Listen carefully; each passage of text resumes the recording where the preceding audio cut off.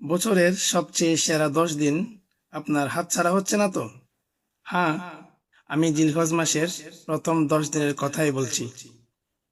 রাসূল সাল্লাল্লাহু আলাইহি ওয়াসাল্লাম বলেছেন, বছরের অন্য যে কোনো দিনের চেয়ে এই 10 দিনের আমল আল্লাহর দরবারে সবচেয়ে বেশি প্রিয়।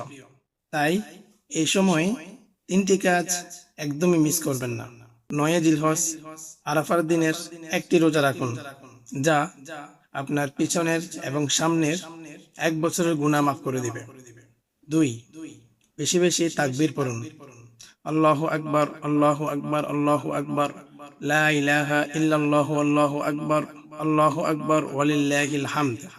3, যারা কোরবানি দিবেন, জিলহজ মাসের চাঁদ ওঠার পর থেকে কোরবানি দেওয়া পর্যন্ত নখ বা চুল কাটবেন না। ভিডিওটি এখনই সেভ করে রাখুন এবং আপনার প্রিয়জনদের মনে করিয়ে দিতে শেয়ার করুন। আল্লাহ আমাদের সবাইকে তৌফিক দিন। আমিন।